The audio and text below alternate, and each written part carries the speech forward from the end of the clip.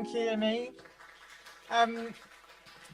You're really right about something. It is just a lot. That's been my phrase of 2022. Sometimes you just have to do that, drop your shoulders and go, it's a lot, isn't it? I mean, it is a lot, but the work that's happening here is incredible. I'm just so excited to be here. I'm excited to be anywhere that Amy is, obviously, as is, I think, everybody in this room. And I think we're really just here in support of, like, the beautiful hearts and minds and work that's happening here and that's happening in this neighbourhood. And, you know, it's just a gift to everybody, I think, what's happening here. It's a gift to the world, all the work and this radical imagination that's happening. You're showing people how to do this, what we need for the transition ahead. And those of us that are not from here but feel privileged to come and visit are super grateful for everything that you do.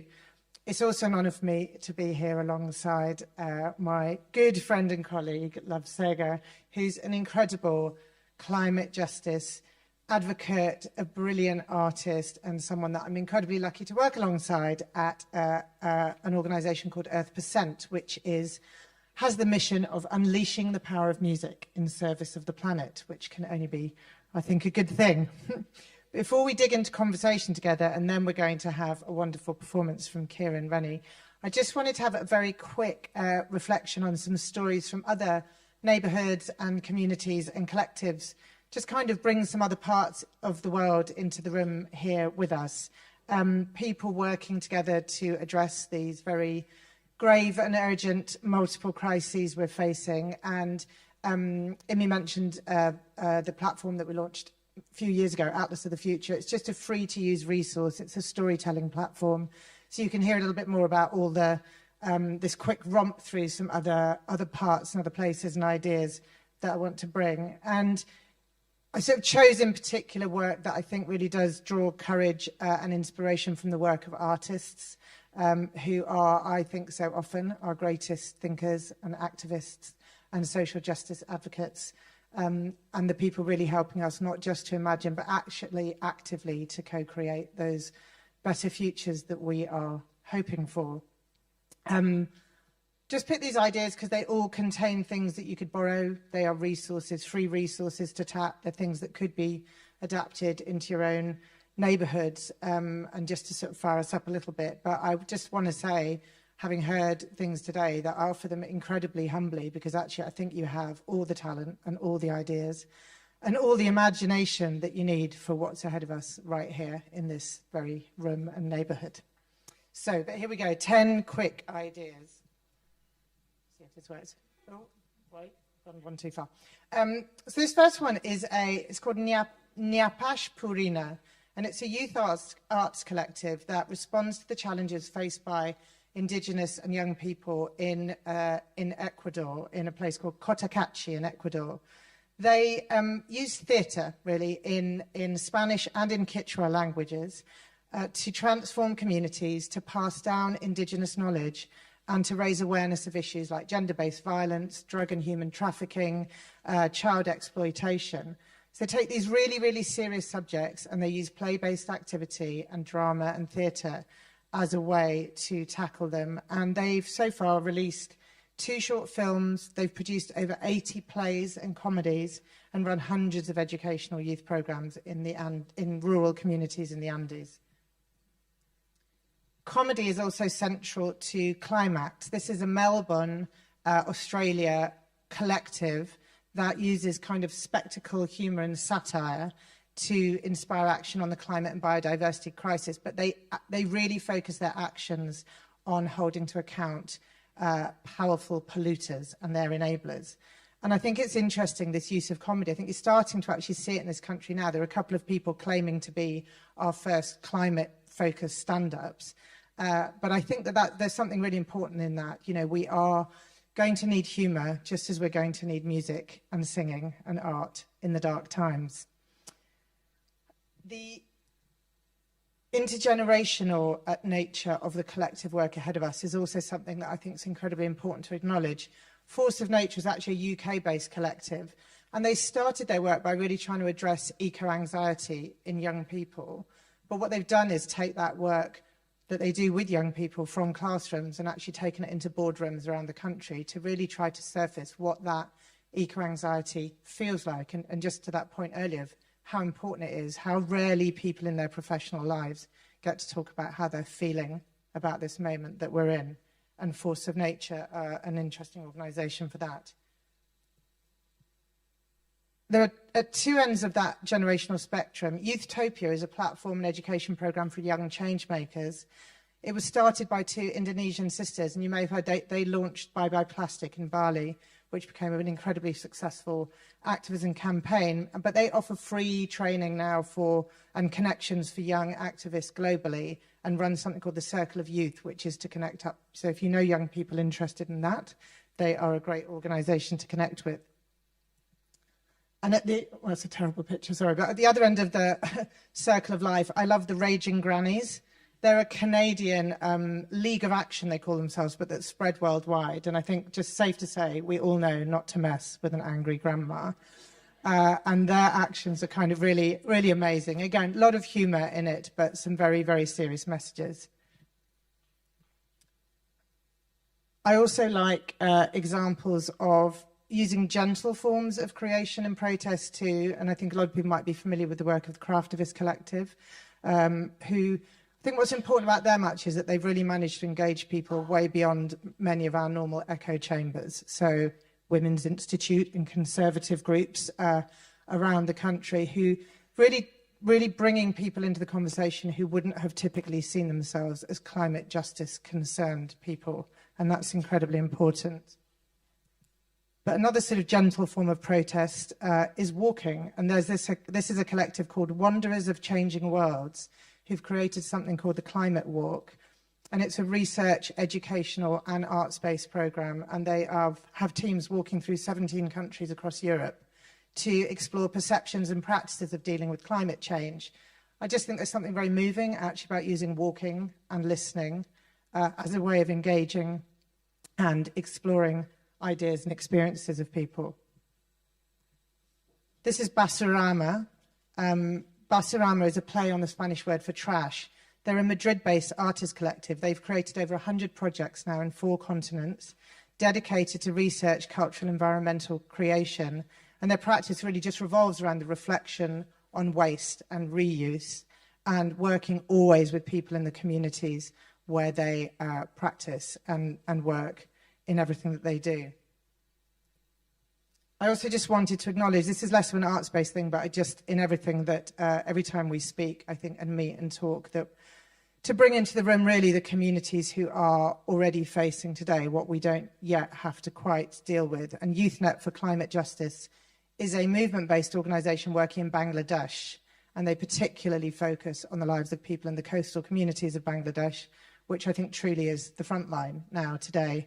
It's one of the world's most vulnerable zones, and this is just an extraordinary group of young people running campaigns and education programs, directly engaged in negotiations with government, trainings, symposiums, rallies and climate strikes. And it's actually one of the largest networks for climate advocacy in Bangladesh, and has a particular focus on the participation of women and girls. And they're very, very keen on making international connections always. So if anybody wanted to reach out to them, they would always be grateful. And I'm just going to end with Earth Percent, which is the organisation that ties Ssega and I together. As I say, that we're working to create a movement across music for the future of our planet. And I just wanted to mention one thing we're doing, which I'm excited about, which is we're just about to launch something called the Earth as Your Co-Writer, which is going to be a way for songwriters or composers to co-credit the Earth in any future song or composition. And through doing that, generate a royalty stream for climate justice and environmental organisations forever, because we're stretching the limits of copyright law a little bit here, but provided the Earth never dies, the royalty stream of the Earth's compositions will exist in perpetuity. So it seems like a really exciting and creative idea that hopefully you'll hear a lot more about in the coming months.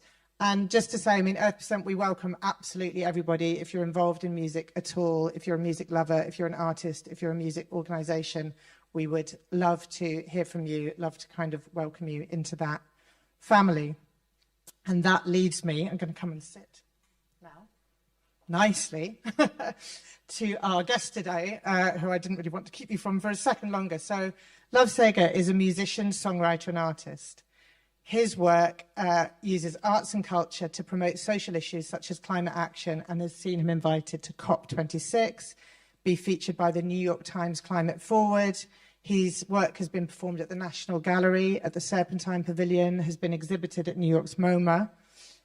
We're going to hear today about his multi-arts commission from 2021 called Heirs of the South Circular, highlighting the impact of air on the Black community in South London. That's a project that reached 100,000 of the Borough of Lewisham's 300,000 residents, so significant impact with that work.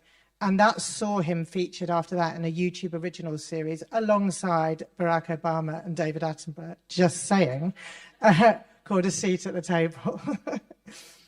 Ssega started his pop career as the original songwriter and frontman of Clean Bandit. He's now artist in residence for the Royal Festival Hall's Philharmonia Orchestra.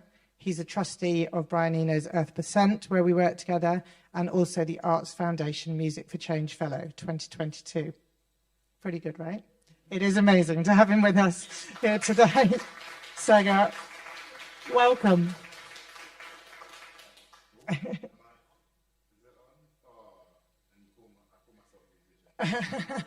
There you go.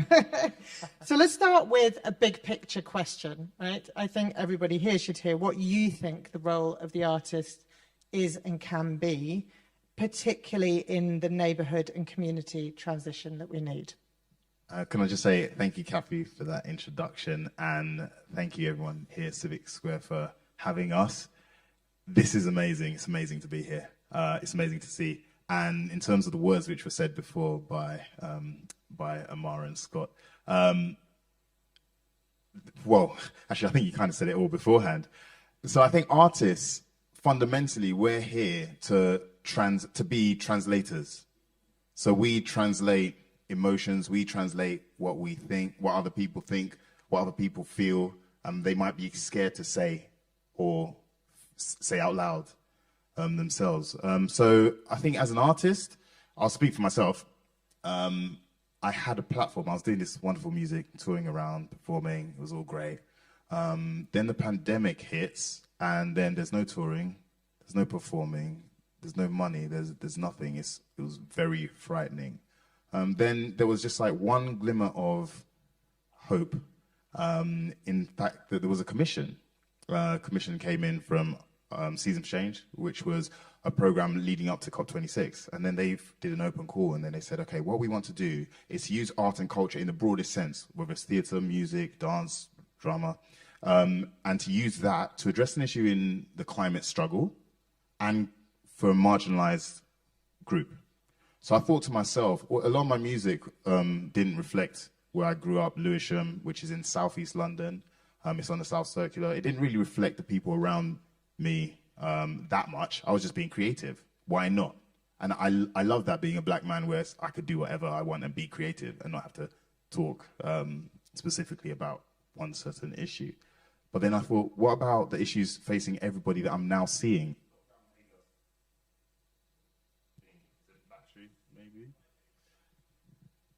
Okay, anyway, now lockdown, I think lockdown made us all look at what's close to us. We had to go to this corner shop that we might not have gone to because we went to the big supermarket. We had to speak to this neighbor that we used to walk past because we were rushing to the office. So it made us look inwardly. And then for myself, I thought, okay, what's affecting people in London or a city like Birmingham? There was a story of Ella Kissy Deborah, who's a young schoolgirl. She was a 9-year-old schoolgirl. And then in about 2013, I believe, around 2013, she died as a result of air pollution. So I went to a primary school off the South Circular. So I was like, this is scary. This young black girl could have been my little sister, older sister. It could have been sort of me.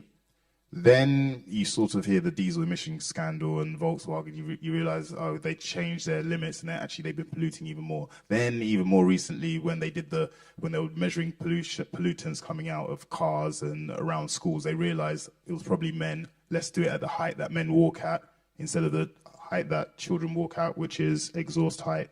Then they realized it was really bad. I live on a road with a school, primary school. just off the South Circular. So I was like, okay, how can I use my voice to make a song about air pollution?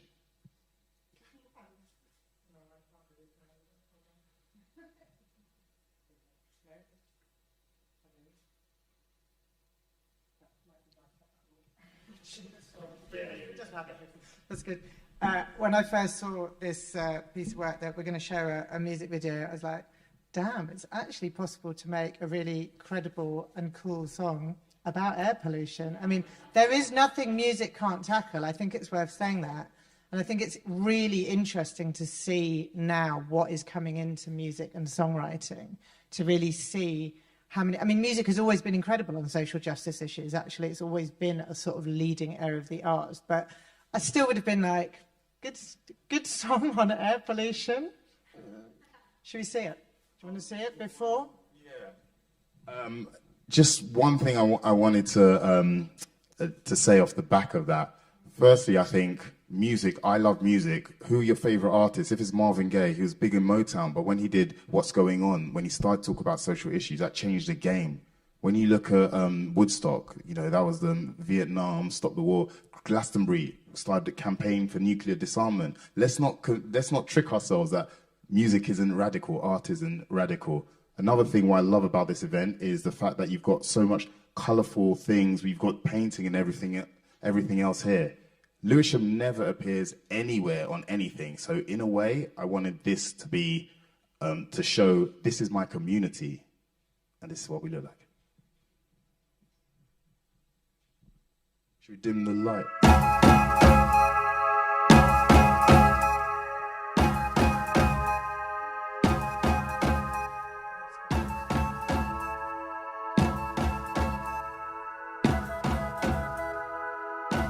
Welcome to our world, is this the place that South London boys let's speak? Cause I can't see them past these non-existent headlines. Divide and conquer got us here, and oil prices are your fear. Cause black gold is not the people, it's your mineral extraction. We don't need hyperbole or distractions. Give us the facts, we don't want the factions. We have the people, we have the stories. Show us the pictures, not allegories. More than just the posters on the street. This is where we live, die and eat. So if you wanna break bread with me, then come and take a seat. Do we really care? Yeah. Do we really care? Yeah. Do we really care? Yeah. Do we really care? Yeah. Do we really care? Yeah. Do we really care? Cause we'll fight for our right.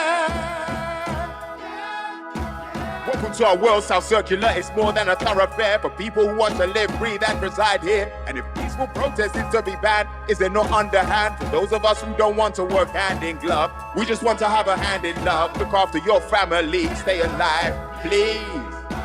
HGV 6 axles, 44 tons, 2 inches and 54 foot on top of that. As it circles around ourselves, happily chugging and leaving our children's lungs black. NO2 means something to me, but what does it mean to you? Or do you not care? Because you think you're in an area that's for the well-to-do.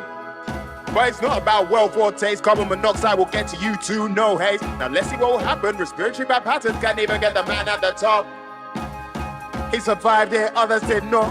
150,000 plus can't be forgot. So please let us breathe before the breathing stops. Care? Yeah. Do you really care? Yeah. Do you really care? Yeah. Do you really care? Yeah. Do you really care? Yeah. Do you really care? Cause we'll fight for our right. Welcome to our world. Welcome to our world. Welcome to our world. Welcome to our world. Welcome to our world. Welcome to our world. Welcome to our world. Welcome to our world. Welcome to our world. Welcome to our world. Welcome to our world. Welcome to our world. Welcome to our world. Welcome to our world. Would you fight for your right? Would you fight for your right? Would you fight for your right? Without lose all despair.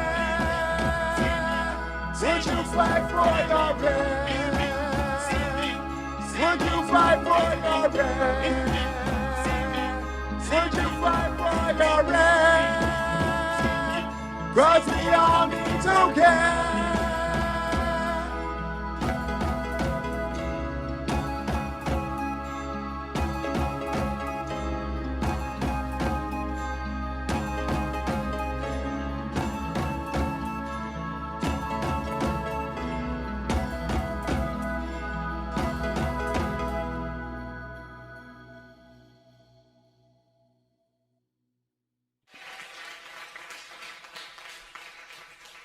I love that so much, and I love that video so much. I think there's just so much joy in that video. Tell us a bit about the making of the video, and tell us a bit about also what it took to do this project, because I know there were some really key partners involved. What was the role of partners? How did you reach that impact that you had?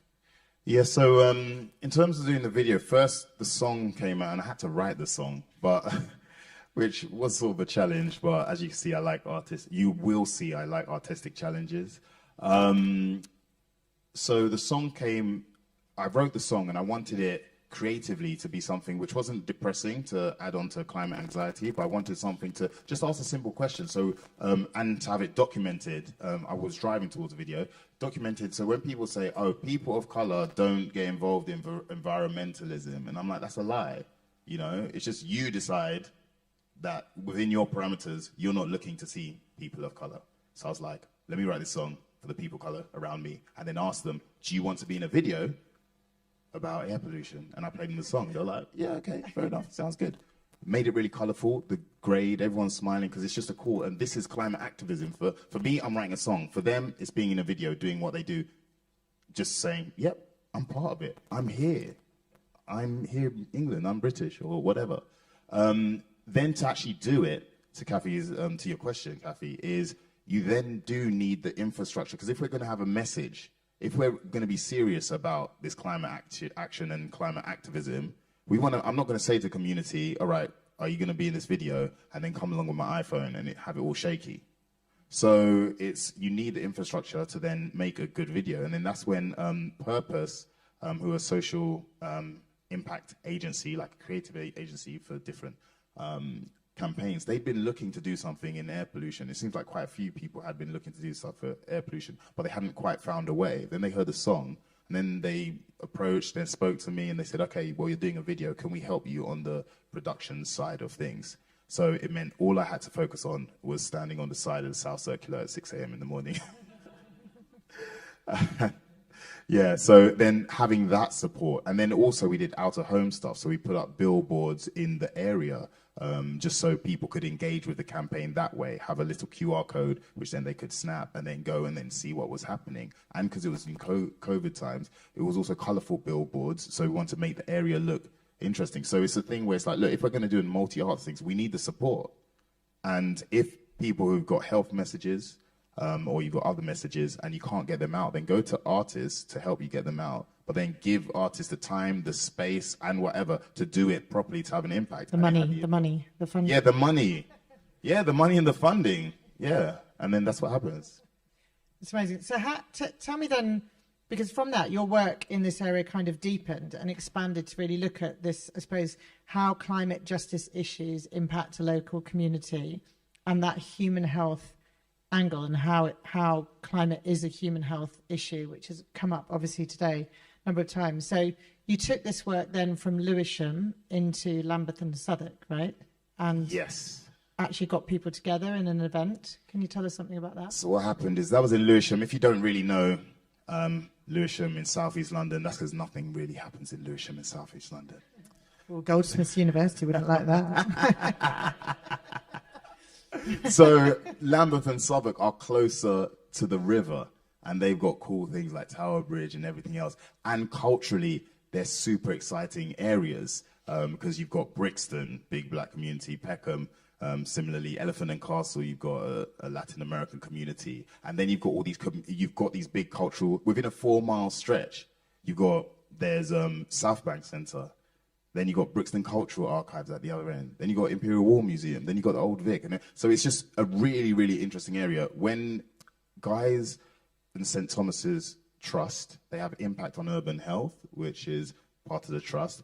They've been trying to get this message out because you think about air pollution, when we look at the climate activism, people think, or the climate emergency, people are like, sea level rises, droughts, fires. It's like, no, in London, in the UK, it's right here. We're breaking World Health Organization limits. That has an impact on the number of people going into your hospital, guys in St. Thomas's. So they've got this thing where they've got money in their foundation, and it's like, how do we do this to reach our community, which is made up of, it just so happens, people of color. How do we then reach out to this community and to show that we need to improve their air quality so they don't end up in hospital?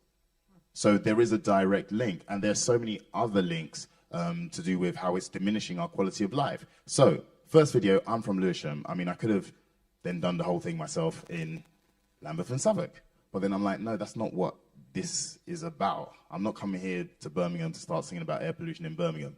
It's about providing the platform for other people. Wherever you go, to provide the platform. Philharmonia, who are based in South Bank Centre, Royal Festival Hall, massive orchestra, they tour the world.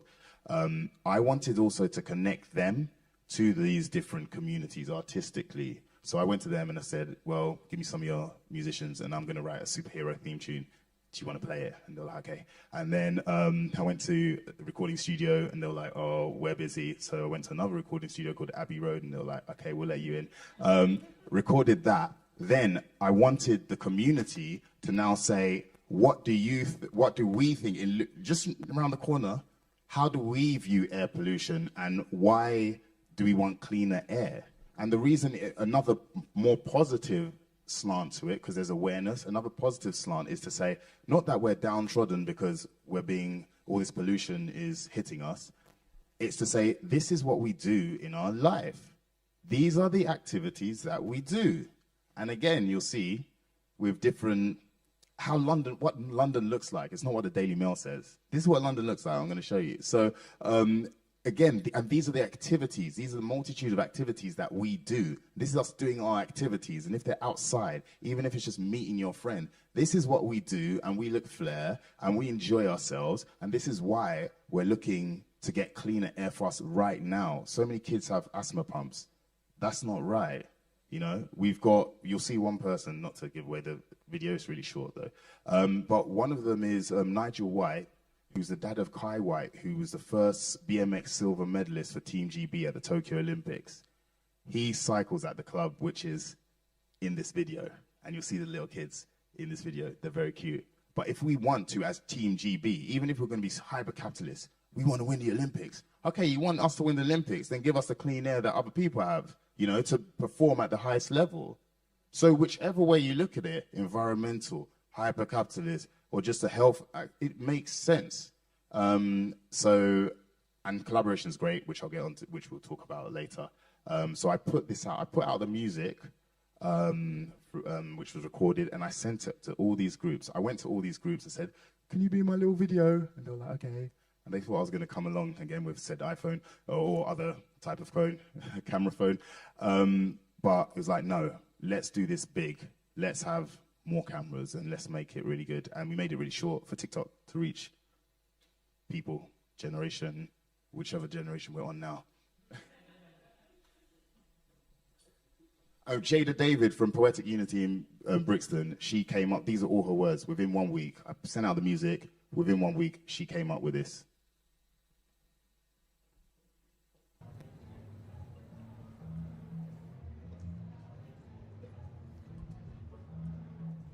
I want to breathe like you. These streets are mine too. For far too long, the marginalised have had to pay the price of nepotism, classism, and racism with their lives. We want to play ball, ride bikes, kick, flip, and picnic without it leading towards a deterioration of our health. We have pride in our ends, pride in ourselves. But what's pride when your body is seen as collateral damage? What's pride when babies and children and elderly people cannot manage because their right to clean air has been taken? And don't be mistaken, when you leave your home to clear your mind because the air isn't fresh outside, go out there and the gases you inhale have death inside. I want to breathe like you. These streets are mine too. Often we think about the problems we can see, but what about the ones that we can't?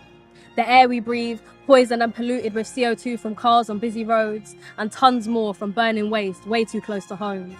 Don't I have a right to clean air, or am I only an heir to polluted roads by residential homes? I want to breathe like you. These streets are mine too. Rich businessmen not paying fines for breaking environmental laws, but it's the black and the poor that have to pay with their lives. When clean air is a luxury, death is the price for those who can't afford it. I want to breathe. I want to breathe. I want to breathe just like you. These streets are mine too.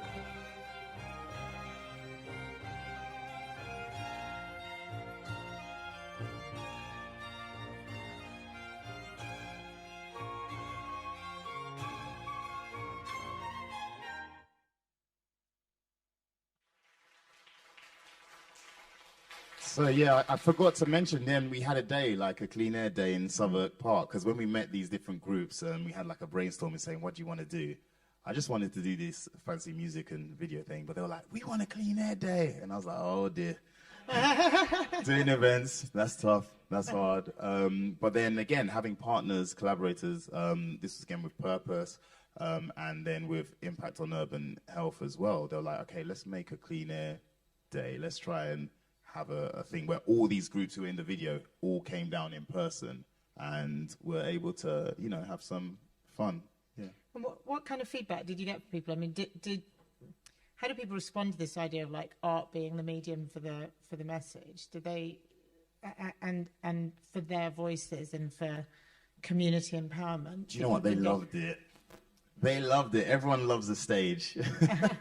Everyone loves the stage. And I've got, I know this is just like my own selfish sort of mission in a way, is I know I feel I've got a big voice and I feel like I can go and batter down some doors and make some things happen. But then I also know that those opportunities might not be afforded to some of these younger people because there's music education cuts, there's youth club cuts, there are all these other cuts. When you look, and it's interesting because there was cost of living was sort of starting up, but then we still had COVID, we had lockdown. For young people, Brexit is a big, big block because now we can't work in all these countries. So you've got all of these things which are so heavy and party political and stuff. Politicians, they're elected every 5 years. We need to be, as everyone's been saying, we need to be thinking 10, 20 years. So we need to think bigger than this. So when you look at this sort of thing where it's like, look, it's a chance for people to show their creativity, to have a voice in a way which isn't so tribal and, yeah, it's not so, yeah, so tribal and fractious as other things. And it sort of makes sense. It is difficult, air pollution, because it's not something that you can see. So it's like a silent killer, so it's not so evident. But then if you can start with art, it can get attention. They can see themselves in an amazing video that they can show to their parents. Billboards where they can then show their, you know, their family and their friends and everything else. Then they can see this is the power of art and this is interesting. So then the next stage from that was really to take the work, I guess, out of the community and into some pretty significant national institutions, right? Which is a very different thing, right? To move from those kind of community or local public spaces to the kind of national institutions where you might argue this kind of work actually isn't typically given a platform. So tell us about what you did at the National Gallery. Yeah, well, and also it's just helpful to explain, how does that part of your climate justice work intersect with community concerns around the cost of living crisis? Because there's a sort of shift here from just a pure, not pure, but a human health climate justice aspect of clean air into something else in this work. Yeah, so I think we should, well, I wish I had more hours in the day, full stop, but I think we should just do more, like everything. We should just be doing more in terms of rate, not more in terms of consumption, the opposite. Less consumption. Less. But we should be, like, let's ask ourselves, if we look around right now, unfortunately, a lot of things are a bit depressing, you know? It's a bit depressing. We look, it's really the people who should be leading us in a direction aren't taking us in any direction. A thing which we've talked about, 1.5 degrees, we know it's imminent. We had 40-degree heat this year. All this stuff is right here in front of us. And it's one of those things where when you look at art and culture in the broadest sense, number one, I don't believe in silos. Like, you know, we shouldn't have silos. Oh, this person's a mathematician because at 18 they decided they wanted to do maths. Well, then now they're 38. Are they still that same person? You know, so I don't believe in silos. So it's about breaking down those silos. Then it's also about seeing what's in front of us. How can we provide joy? Where are the spaces? And some places might not traditionally do this, but National Gallery is a big space on the edge of Trafalgar Square, and they said, oh, we want to try and do this. And I said, why not? So with workshops, right? Yeah. So what happened is this call out came from, again, with partners. It was Nesta and National Gallery. And King's College. I wasn't expecting this. And having done air pollution, they said, right, we're trying to use art and culture and our collection to talk about essentially heat pumps. You like a challenge. Oh, man. So, yeah, this one was essentially, so with Nesta, one of their things is with, as was said today, and I think what chimes here, where in terms of home emissions being 30% of our output, carbon output, we really need to do that really quickly. So Nesta, in terms of what they were looking at, they were saying, okay, we need like everyone to kind of get heat pumps. So when I was approached for this thing, I said, I'm not gonna have this conversation, because they wanted something immersive and something else, VR, AR, all these fancy technology things. But I said, I'm only gonna consider this if we change it from talking about housing to sustainable social housing. Now, the thing which I'd try to say as an encouraging thing to everybody is these places need people to come in. These places need new visitors. And especially after COVID, when all of the foreign visitors who are coming to all of these big places, they couldn't come because of the flight bans and everything. So you've got to look to your local community, and they recognize that.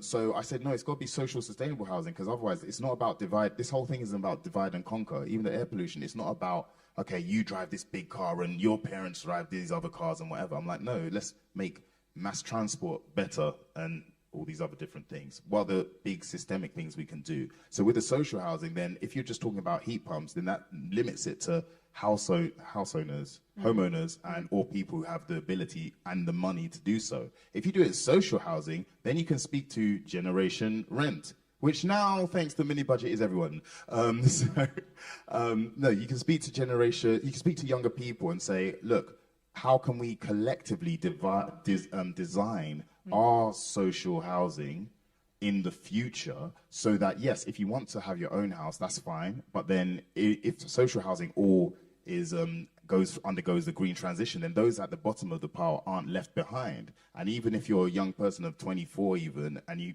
in your head you can't imagine, even people 30 right now, you can't imagine owning your house or owning a house right now. So, but if you say, oh, you can have a say, what are your views, what are your opinions on the design of social housing, then you feel like, oh, my voice can be heard, whether I need it or not, whether I choose to live there or not. And it makes sense, because it's about scale, economy of scale. Why go around to individual homeowners where these people, they should be building loads and loads and loads and loads of houses? So it's about having that conversation and then having a workshop where you can then bring in different voices to talk about an issue, then video them and say, look, these people are talking, this group of young people or marginalized or whoever it is, they're talking about social housing and turning them green. So yeah, there's a video. Is it we showing a video? Yeah.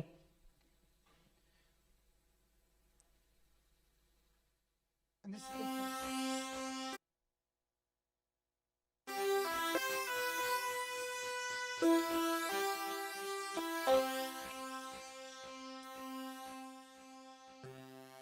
I believe that land and the community must go hand in hand.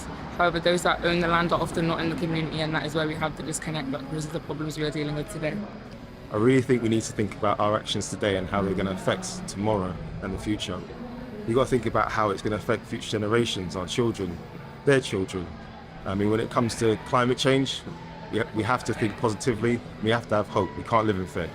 Change can only happen if architects, policymakers, every single job comes together, and we need to have events like this where we all have conversations to find a solution together rather than within your own specific field.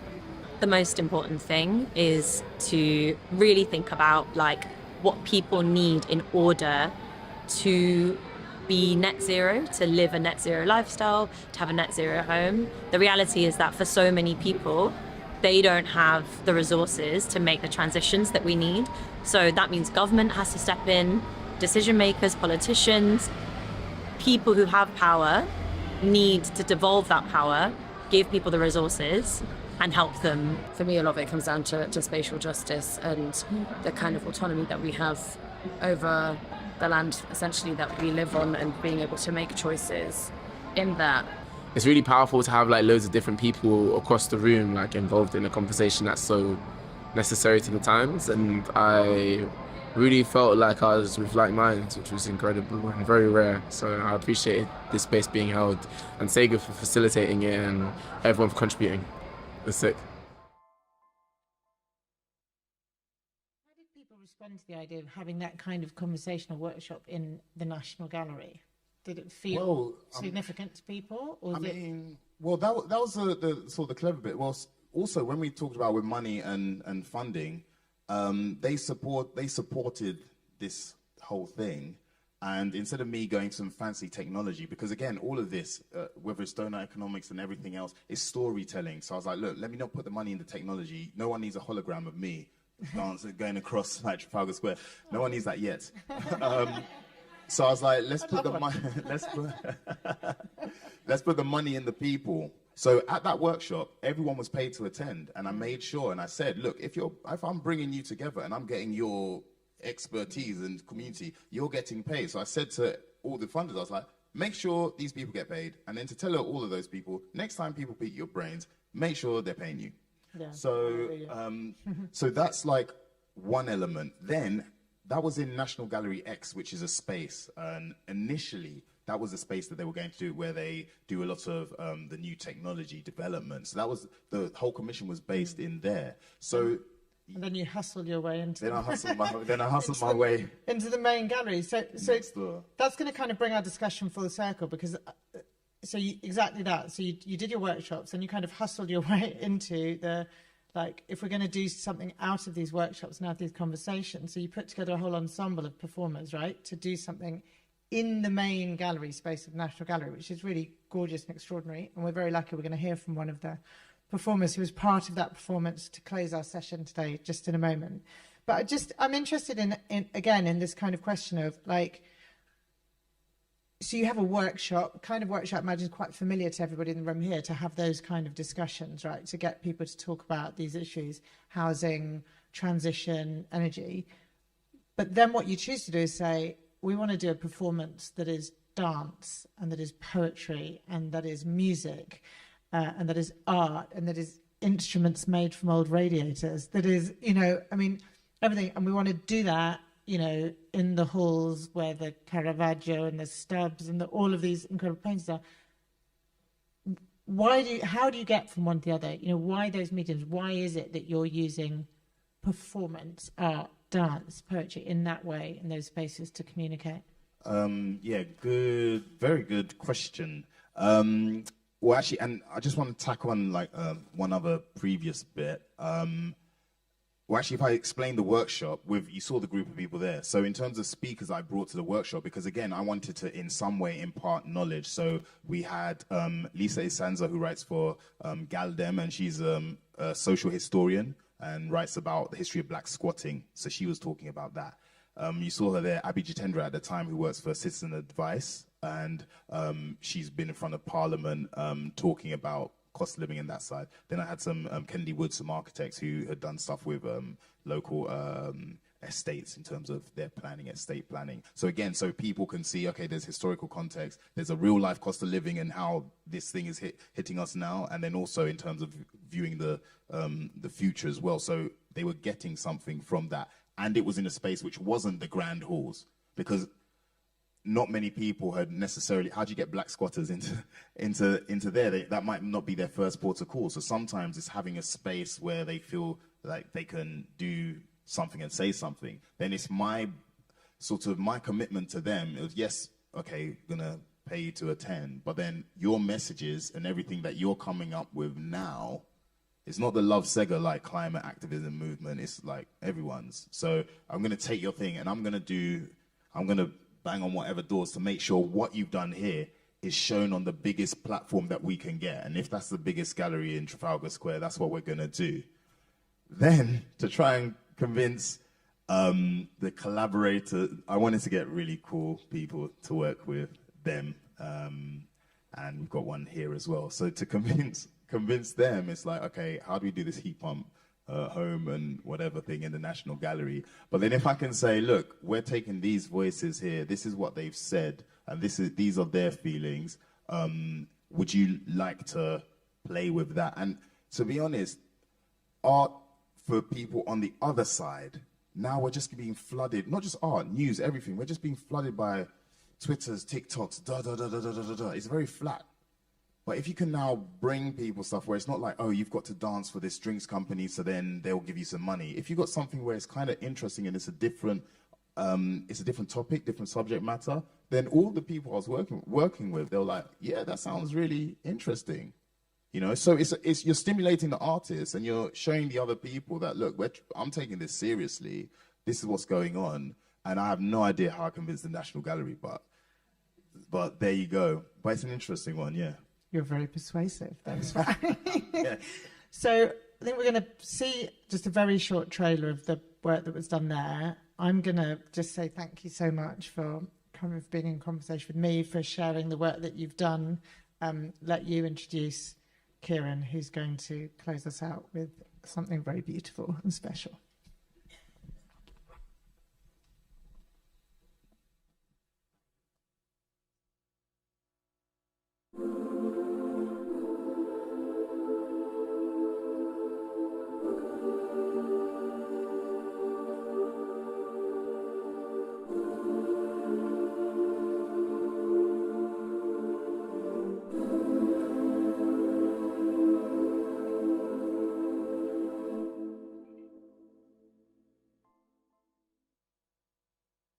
Video is online on my YouTube. There was Solomon OB. I'll just quickly just say what it was. Solomon OB, he was in room 30, which is the Spanish room. So I had him standing in front of the painting of the King of Spain. Solomon OB, he's a poet, brilliant poet, and he stood on the Colston plinth after the statue got taken. He's from Bristol. After the statue got taken down, so BBC, NME, everybody like interviewed him. So I was like, so please come and do this. And he spoke about what does home mean from a personal thing, to get that personal connection of how does this mean in terms of even home as a body and stuff. So that was what he did. Then in the next room, 32, got them to clear the furniture, and that was Paris Crossley, who's doing body popping and crumping, running straight through down the middle.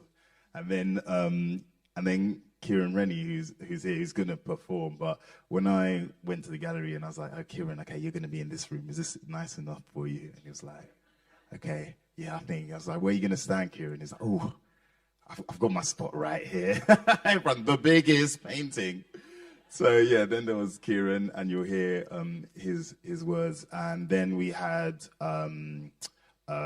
Crystal Eslow in the last room, in room 34, which has the constables and the Stubbs and the Turners. So Crystal is from Newport. She's from Barbados originally, but she's now based in Newport, South Wales, and we did that over the phone and WhatsApping, and then the first time she was in the gallery was on the day. But that's also to show that collaborating, people don't have to just be in London. People could be in Wales. We got the technology. There's no excuse, you know. So, and it's an all-black cast, and then there was gender balance as well.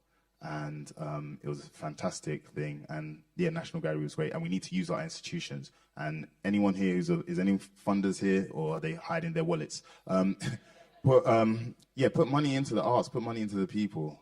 You know, I just did the music, and I let them come up with what they can do. So these are great people. See them, see what they're doing, and yeah, they're all part of the climate struggle. So yeah, thank you.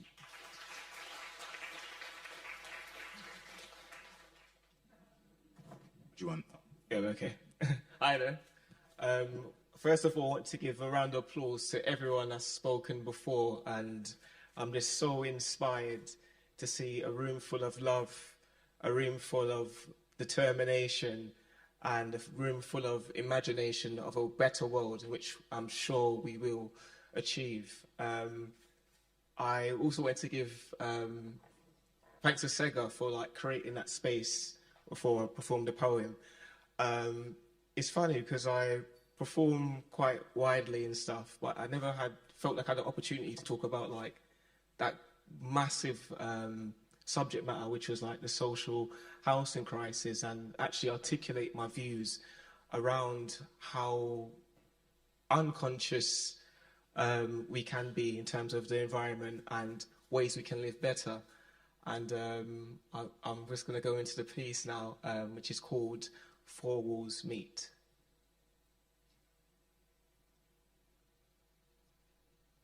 To be born in a box room is a burden to the soul.